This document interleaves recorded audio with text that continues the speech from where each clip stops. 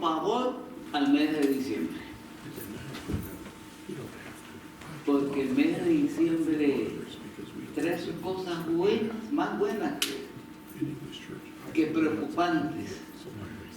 Pero en diciembre todo el mundo sale a vacaciones. Todo el mundo planea sus fiestas. Todo el mundo planea sus idas al río. Bueno, ahora porque hay frío. Pero diciembre es así. Así que, pero los que estamos aquí estamos felices, ¿sí o no? Amén. Aleluya. Y yo he visto las cosas más simpáticas en las famosas promesas, ¿sabes? Hace unos años en Colombia, por aquello de la amistad, del cariño de la gente, yo le pregunté, atrevido yo también, a un hermano, oye viejo, así le dije, ahí en Colombia la palabra oye viejo es como cariñoso, ¿no? ¿Qué le prometiste al Señor? Y no debía preguntarle eso, pero se me chispoteó, como dice el chavo, y le pregunté, y me dijo, ¿sabe, pastor?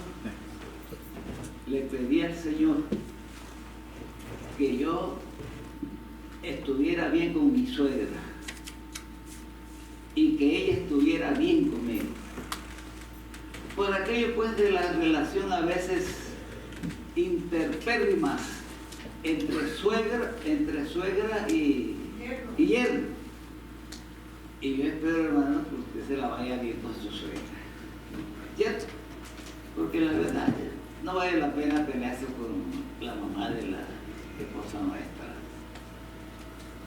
Y otra cosita que le he recomendado a mis hermanos durante tantísimos años en el altar, cuando viene el tema de las promesas, pues sería bueno recordar a los hermanos que le prometan al Señor llevar al pastor de vez en cuando a almorzar. Oye, sería bueno eso, ¿eh? ¿Cierto? Sería bueno. Aunque cuando yo de aquí no me he esperado eso, sino que, pero es cuestión de broma. Hoy, ¿qué es la iglesia?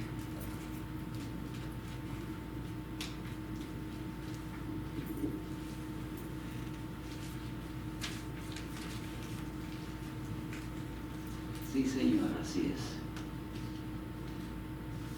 ¿Qué es realmente la iglesia? Esa es una buena pregunta. Realmente, para nosotros, ¿qué es de verdad la iglesia? Fíjese que la iglesia, como ese conjunto de personas que han sido regeneradas por el poder del Espíritu Santo, no está exenta de dificultades, como vamos a ver. Pero fíjense que la iglesia, decía alguien, la podemos comparar como aquel hospital que recibe tantos heridos.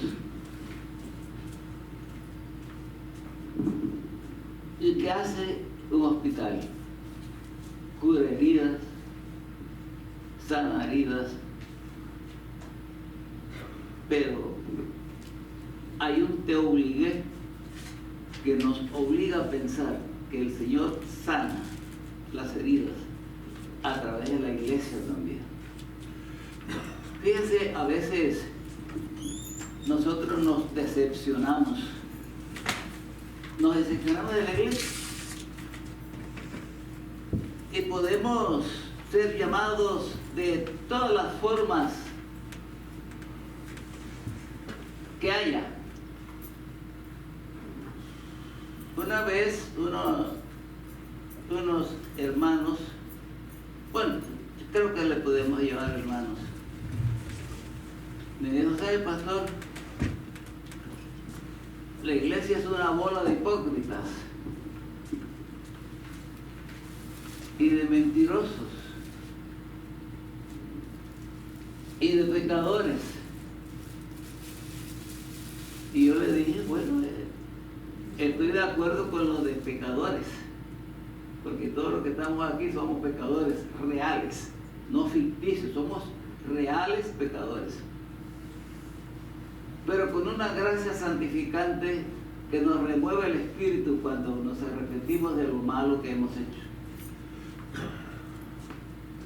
Pero yo creo que la iglesia del Señor no es hipócrita. Yo no sé, porque cuando experimentamos el acontecer del amor de Dios en la vida nuestra, no tiene por qué haber hipocresía en nuestro corazón, ¿cierto que no? Pero la iglesia es ese hospital donde nos curamos las heridas, donde hacemos amigabilidad, donde tenemos compañía. La iglesia es eso. Y cuando el Señor Jesucristo llamó a aquellos para conformar la primera iglesia, le dio una hermosísima protección, que se la voy a leer. Mateo 16, 18 dice: y yo también te digo que tú eres Pedro, y sobre esta roca edificaré mi iglesia, y las puertas del infierno no prevalecerán contra ella. Ciertísimo. La Iglesia Católica se equivoca siempre se ha equivocado durante siglos, pensando que la Iglesia del Señor está fincada, fundamentada sobre Pedro. No. Y se enseña que Pedro fue el primer papa de Roma. Y nosotros sabemos que Pedro no fue el primer papa de Roma por muchas cosas. Circunstancias especiales. Pedro nunca estuvo en Roma. Entonces usted preguntará desde allí, entonces, ¿quién fue el primer papa de Roma? Y yo le digo con toda solvencia, el primer papa de Roma se llamó León I. Es el primer papa de Roma. Y la iglesia no se fundamenta sobre Pedro. La iglesia se fundamenta sobre la roca que es Jesús. Y la gran sentencia de la cual hablé hace un momento, ¿dónde está? Está en que Jesús le dijo a la iglesia que las puertas del infierno, las puertas del Hades, no prevalecerán contra ella. ¿Cierto? Fíjense que muchos gobernantes en el mundo entero han querido desaparecer a la iglesia y no han podido. Tenemos ejemplos clásicos de personas, de dictadores, de gobernantes que quisieron desaparecer la congregación y no pudieron. El último de los casos lo tenemos ahí en Cuba. En 1957, Fidel Castro subió al poder y dijo que una de las cosas que haría, porque se declaró socialcomunista, una de las cosas que declaró, dijo que la iglesia no era necesaria para el pueblo cubano. Y fíjense que la iglesia de Cuba está floreciente, cumpliendo la promesa del Señor. Y las puertas del infierno no prevalecerán contra él. Lo mismo pasó en Rusia.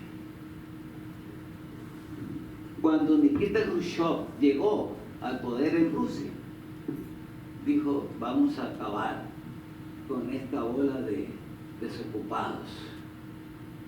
Ahí está la iglesia ortodoxa cristiana en Rusia.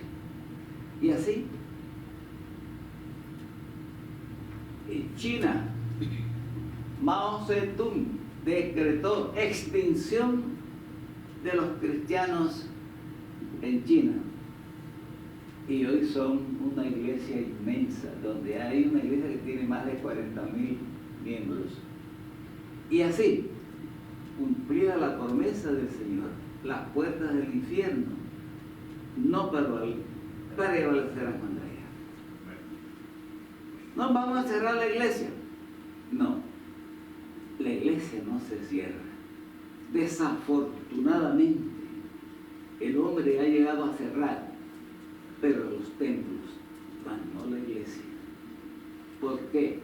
Porque es un designio divino que la iglesia va a permanecer hasta el fin de los tiempos. ¿Amén? Amén. Así es, hermano. Bueno, ¿qué es realmente la iglesia? Dije que era un grupo de personas que han sido regeneradas por la sangre de Cristo. Pero ¿saben qué, hermanos? Aquí tengo 2, 4, 7 títulos diferentes que identifican a la iglesia del Señor. Y vamos a escuchar algunas lecturas bíblicas referentes. Si usted lo quiere tomar, el primer título que se le asigna a la iglesia del Señor es, número 1, edificio de Dios. No, pero el edificio de Dios no es el templo. No, el edificio de Dios no es el templo. El edificio de Dios es la iglesia. Vamos a darnos cuenta en 1 Corintios 3, 9. El templo es donde se reúne la iglesia para adorar a Dios. Pero el edificio de Dios es la iglesia. ¿Ya lo tienen? Por favor, si alguien me ayuda para tener la cita rapidito. 1 Corintios 3, 9. Que alguien me ayuda con las lecturas. Porque nosotros somos colaboradores de Dios y vosotros sois labranza de Dios, edificio de Dios. Amén. Fíjense cómo el apóstol Pablo nos llama también labranza, donde se cultivan almas, donde se siembra la semilla del Evangelio, donde surge la planta a vida, como cuando el pecador surge a una nueva vida. Por eso, hermanos, la iglesia es edificio de Dios, porque además de eso somos labranza del mismo Dios. Primer título para la iglesia, así que no se olviden. Vamos al segundo título. Dice la Escritura que usted como iglesia es templo del Espíritu Santo. Es cierto, ciertísimo. Por eso, hermanos, el Espíritu Santo debe residir en usted. Si usted ha sido regenerado, entonces el Espíritu Santo vive en usted. Por eso, mi hermano amado, debemos estar limpios, debemos estar bien aseados, porque usted tiene su casa limpia, bien aseada, porque usted vive allí. Así es, el Espíritu Santo vive en su cuerpo y debe vivir en un cuerpo sano, agradable a Dios. Y el pensamiento de hoy cayó clavadito. Cuando estás en buena posición con el Señor, Él obra. ¿O no es así? Parece que nos hubiéramos puesto de acuerdo. Así obra el Señor, así obra. Entonces, hermanos, fíjense, ustedes y yo y nosotros somos templo del Espíritu Santo. Usted no puede estar echándole tierra al Espíritu de Dios. Usted no puede echarle candado y que se oxide su vida cristiana, porque la vida cristiana se fundamenta en el harto o en el ardor, en la vivencia que se tenga con el Señor. Y cuando usted está bien con Dios, cuando usted está bien posicionado, mire, vienen milagros, vienen prodigios, vienen bendiciones externas. Dios actúa. ¿Sí ven? Dios actúa, seguro que sí. Entonces, 1 Corintios 6, 19, nos dice que nosotros somos templo del Espíritu Santo. Si alguien quiere leerlo, por favor.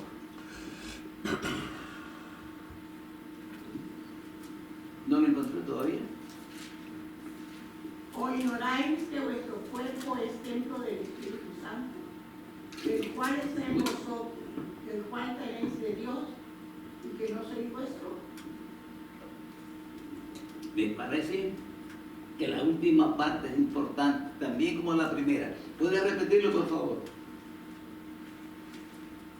¿O ignoráis que vuestro cuerpo es templo del Espíritu Santo, el cual está en vosotros, el cual tenéis de Dios y que no sois vuestros? Amén.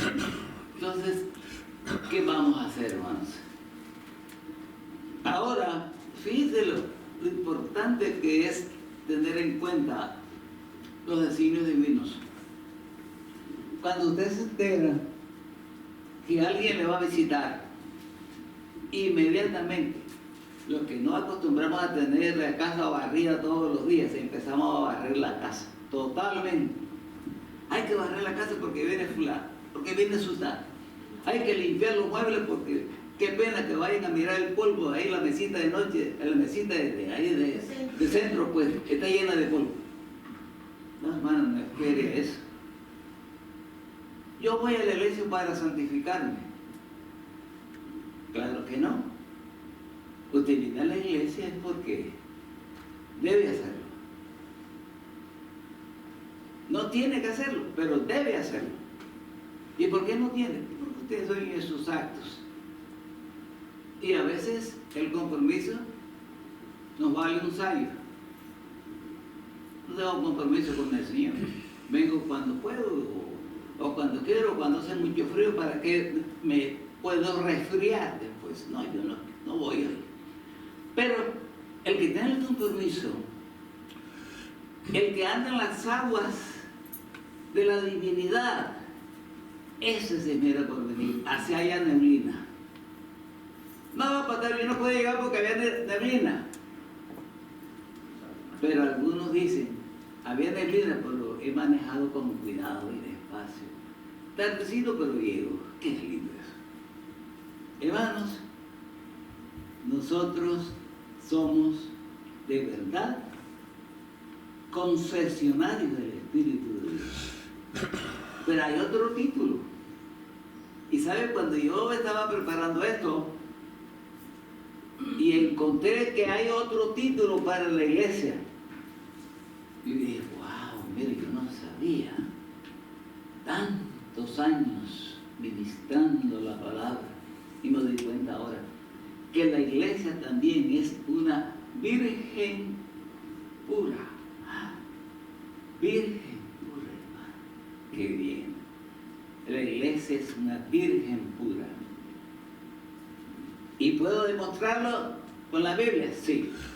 Váyase a ir, pero ya, a 2 Corintios 11:2, por favor.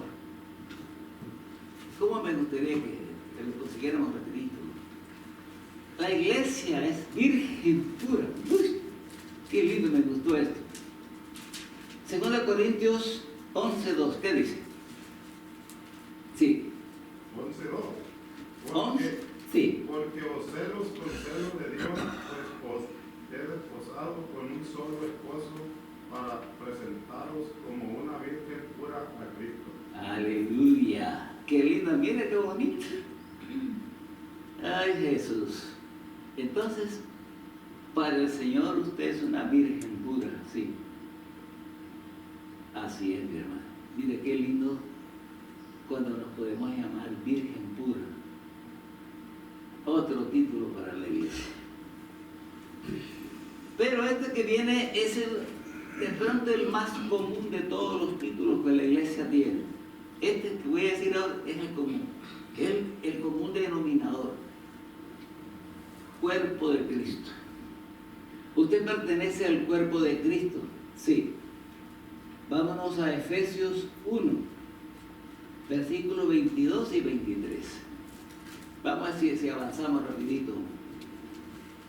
Efesios 1, 22 y 23. Todas las cosas bajo sus pies y los que por cabeza y los dio por cabeza sobre todas las cosas a la iglesia, la cual es su cuerpo, la plenitud de aquel que todo lo tiene en todo.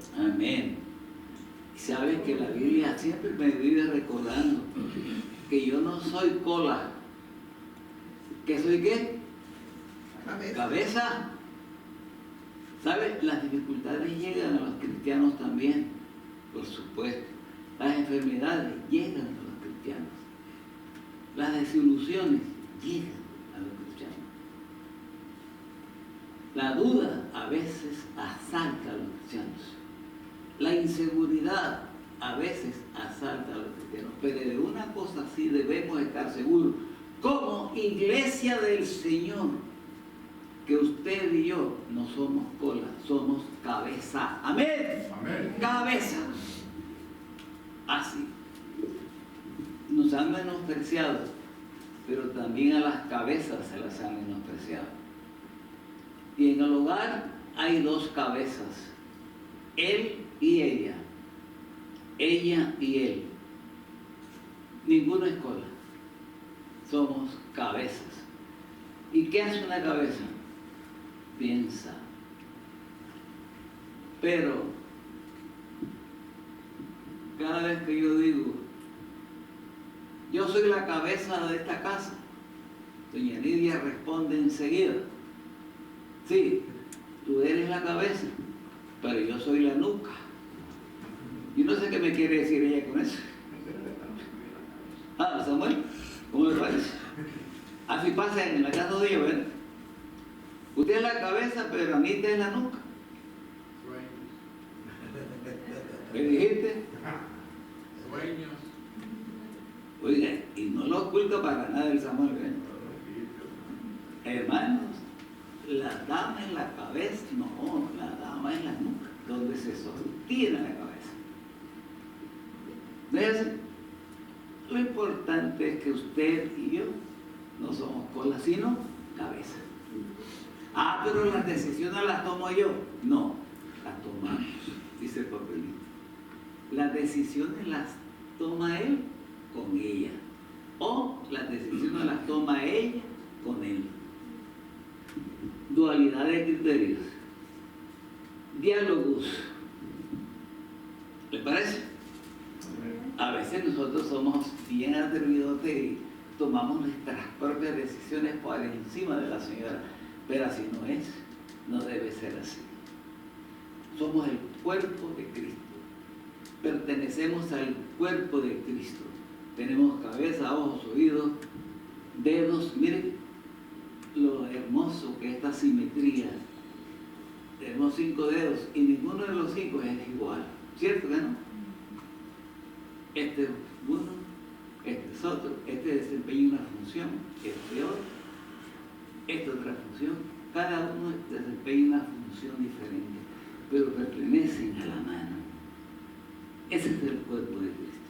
Cada uno de aquí tiene una opinión diferente, pero estamos consanguinados.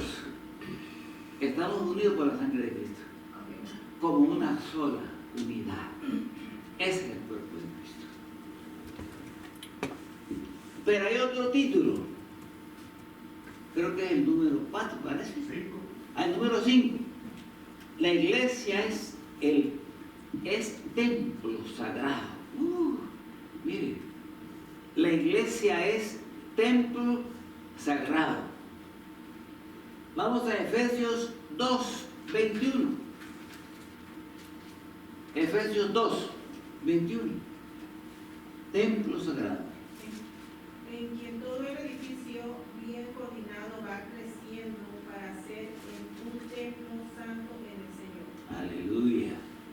que sí, hermano. ¿Cuál es el crecimiento que tenemos aquí? Aquí tenemos dos tipos de crecimiento. El numérico y el espiritual. Y para nosotros es más importante el numérico o el espiritual. Considero que debe ser el espiritual más importante. Porque si tenemos un crecimiento espiritual, el crecimiento numérico viene después. ¿No le parece? Así es, hermano. Así es. Fíjense que hay iglesias grandísimas en número, pero el crecimiento numérico es aterrador, pero el crecimiento espiritual es más bien pobre. Y hay iglesias pequeñas, pequeñitas, que no tienen un crecimiento numérico enorme, pero tienen un crecimiento espiritual sólido. Y aquí se cumple aquella famosa frase que usted trajo a colación cuando estaba hace un rato: no temáis manada pequeña. ¿Por qué? Porque a vuestro Padre le ha placido daros el reino. Así que no nos preocupes, somos templos sagrados también. Qué bien. Pero hay otro título, y este sí es el súper conocido de todos. Hay aquí dos súper conocidos: el cuerpo de Cristo y pueblo escogido por Dios. Y este sabe dónde está. Primera de Pedro 2:9. Así que usted se ha elegido de Dios, sí, claro. Dios lo predestinó, claro que sí. Entonces los cristianos bautistas creen en la predestinación. No creemos en la predestinación. Ahora, ¿viste por qué dice que ya está predestinado? Porque Dios le da la oportunidad a todos de ser salvos. Usted elige sí o no. Por eso Jesús, y aquí yo estoy llamando, si alguien oye mi voz, etcétera, etcétera, etcétera. Entonces, hermanos, pueblo escogido por Dios. Usted es un hombre escogido por Dios. Usted es una mujer escogida por Dios. Ahora, quien está aquí en el altar, cualquier persona que se suba al altar, de naturaleza es súper escogido de Dios. Aun cuando a veces, en la mayoría de casos, el altar mete miedo. ¿A usted no le mete miedo el altar? A mí también. ¿Y cuántos años usted han podido estar en esto? 100, muchísimo. Pero hay que hacer un tiempo increíble. Pero el altar mete miedo. Por eso, el pensador dijo siempre: el altar no honra al ministro. El ministro honra al altar. Aleluya. ¿Esto es lo que tú parece? Claro que sí. Entonces, somos un pueblo escogido. Dios nos escogió. Pero hay otro título, y es el último ya. Hay otro título que me considera a mí una oveja, ¿verdad? Somos ovejas del rebaño, pertenecemos al redil de Dios. Rebaño de Dios, primera de Pedro 5:2. Ese me gustaría que lo leyera, hermana Nancy, usted que es buena lectora. Primera de Pedro 5:2. Apacentad la grey de Dios que está entre vosotros, cuidando de ella, no por fuerza, sino voluntariamente, no por ganancia deshonesta, sino con ánimo pronto. Amén. Rebaño de Dios. Hermanos, estos son los 7 títulos. Y de pronto hay más, ¿verdad? Pero tenemos estos 7 títulos. Ahora vamos a otra cosa tan importante como la primera. Número 2. Características de la iglesia. La iglesia a la cual usted pertenece, hermanos. La iglesia en la cual, donde usted está matriculado con alma, vida y sombrero, tiene características muy especiales. La primera característica de la iglesia de Cristo: número 1, salvada por la sangre de Cristo. Salvada por la sangre de Cristo. Otra característica, se reunía, estoy hablando aquí de la iglesia del primer siglo, en los hogares. Hoy la iglesia no se reúne en los hogares como antes. Se reunía, ahora se reúne en los templos. Y vamos rapidito a Colosenses 4:15. Por supuesto, ya lo tiene, hermana. Saludad a los hermanos que están en Odisea y a Ninfas y a la iglesia que está en su casa. Ok, fíjense, no solamente hay otros casos cuando Pablo le escribe a Filemón, le dice salúdame a Apia y a todos los que están ahí, porque en la casa de Filemón oficiaba una iglesia también, y a los que están en tu casa, dice. Ahora, en aquel entonces no había templos.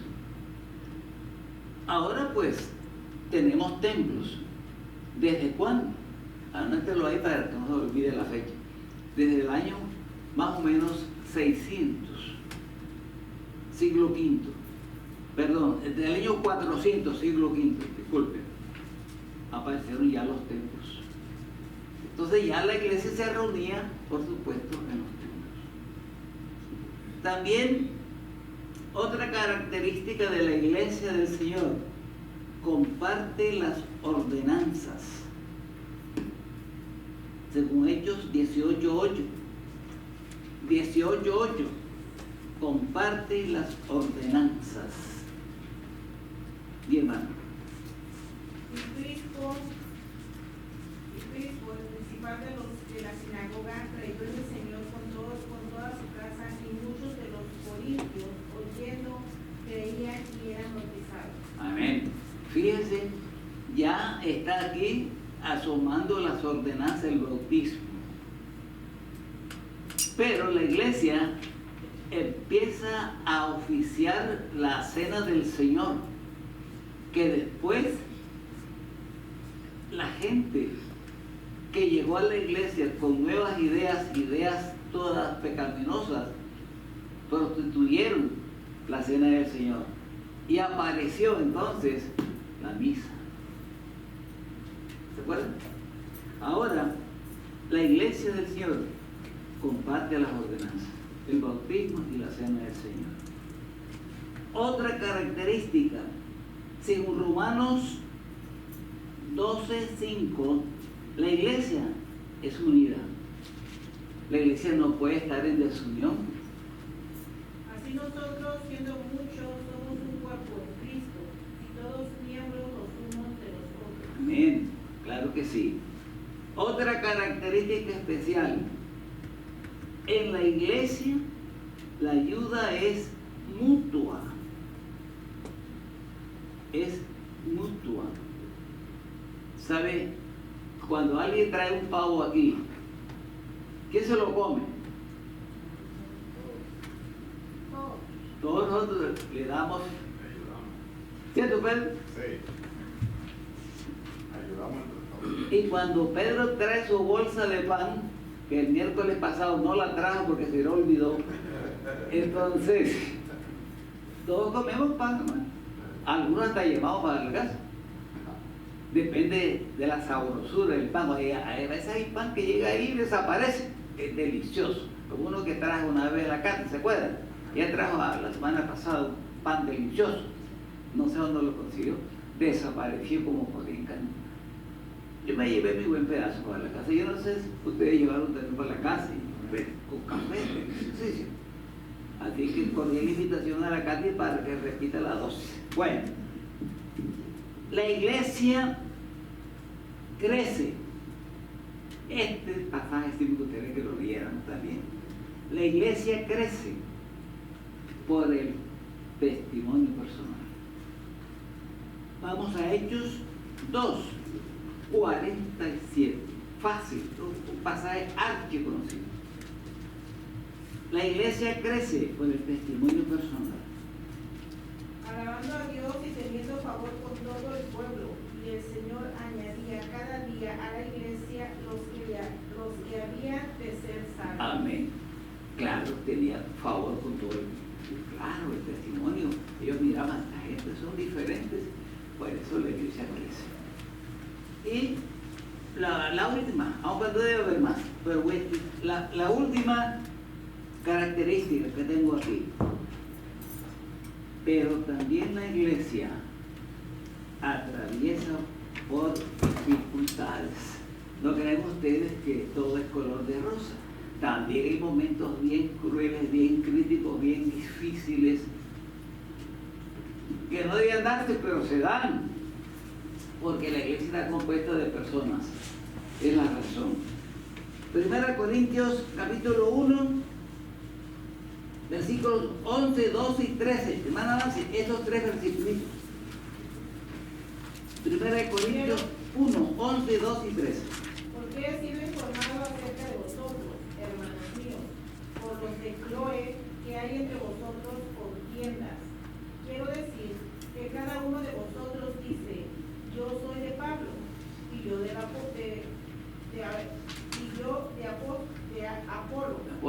y yo de Cefas, y yo de Cristo. ¿Acaso está dividido Cristo? ¿Fue crucificado Pablo para vosotros? ¿O fuisteis bautizados en el nombre de Pablo? Gloria a Dios. También en aquel entonces ya había dificultades, ¿no? Yo creo que la aprendimos de aquello, ¿verdad? Porque somos humanos, porque somos de carne y hueso, porque tenemos distintos caracteres, porque tenemos distintas formas de ver las cosas. Entonces la iglesia, en una característica especial, también recibe esta clase de dificultades. Y la clase de dificultades que recibe la iglesia las resuelve la iglesia, porque la iglesia es el cuerpo de Cristo y por lo tanto tenemos distintos caracteres, pero somos uno en Cristo, como dice la Escritura, porque en Cristo somos uno, así dice la Biblia. Y finalmente, la iglesia se compone de distintas personas. Es verdad. Algunos con caracteres muy fáciles de controlar, otros un poquito más difíciles de controlar, pero con caracteres distintos. Se compone de distintas nacionalidades, claro. Aquí hay mexicanos, los mexicanos son la mayoría, ¿verdad o no? Los nicaragüenses son la mayoría. Yo creo que los mexicanos son la mayoría, ¿cierto? Porque tenemos mexicanos, ¿qué más tenemos? Nicaragüenses, salvadoreños, puertorriqueños y los más lindos de todos, colombianos. Aleluya, Cristo vive. ¿Y qué más tenemos? No tenemos chapines aquí. ¿Sabe quién le dicen los chapines? ¿Usted sabe quién le dicen los chapines? A su amigo Abraham. Chapines. Hermanos, la iglesia está compuesta de tantas nacionalidades. Cada uno tiene un carácter diferente, pero somos uno en Cristo. Es lo que la Biblia dice. Somos uno en Cristo. Tenemos distintos idiomas. Sí, claro. Tenemos español, que es el más lindo de todos, y después tenemos el inglés. ¿O quiere? En el español no en todos los lugares le llaman igual a las cosas, entonces es diferente. Por eso es lindo. Claro. Sí, por eso es bien bonito. Es bien hermoso. En Colombia le llamamos banano al plátano, que en México le llaman plátano. El pequeñito ese. Le llaman, y al plátano grande le llaman macho, creo. En Nicaragua, al pimentón que le llamamos nosotros, a ellos le llaman, ¿cómo que se le llama? Chiltoma. ¿Cómo? Chiltoma. Chiltoma. Yo no sé dónde inventaron los nicaragüenses ese nombre. Eso no está en el diccionario, pero ellos lo pusieron así. Y así pues, hermano. Pero la iglesia, por eso somos aceptados en el Señor. Su idioma alaba al Señor. El inglés, el español, el portugués, el griego, el hebreo, lo que sea. El idioma alaba a Dios. Pero más que el idioma, usted, como iglesia, alaba al Señor. Pongámonos en pie, hermano, vamos a orar.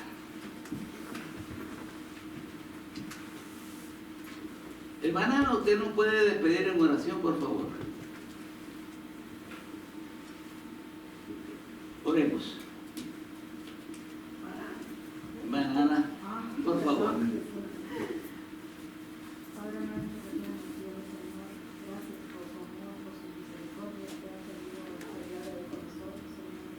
Ayúdanos, Señor, a seguir perseverando, que somos una iglesia humilde, Señor, que busquemos siempre cómo alabarlo, Señor, de todo nuestro corazón. Gracias por tu palabra que fue compartida el día de hoy, Señor. Trabaja en nuestros corazones, Padre del cielo, para que podamos poner en práctica, Señor, todo lo que hemos aprendido, Señor, para la gloria y la honra de tu nombre, Señor. Ahora, Padre del cielo, de Dios, que nos lleve también, Señor, al siguiente servicio que nos está llevando, Señor. También desconocemos tu preciosa palabra, Señor. Junto a tus siervos, Señor, que nos están compartiendo la enseñanza, Señor, que tenemos entendida, Padre del cielo, que seas tú siempre hablando a nuestros corazones. Te damos gracias, Padre, de tu oración, nuestro Señor Salvador. Amén. Amén. Antes de que se vayan, hermanos, ustedes vieron estas 4, de las 4 hay 3 encendidas. Representa esto el porvenir de la iglesia del Señor en este tiempo exclusivo de gozo y alegría, del amor manifestado a través del nacimiento virginal del Señor Jesús. La luz de Cristo. Y fíjese que Jesús es la luz del mundo, pero tú, como un seguidor de Cristo, también perteneces a esa luz. Observen que de las 4, 3 están encendidas.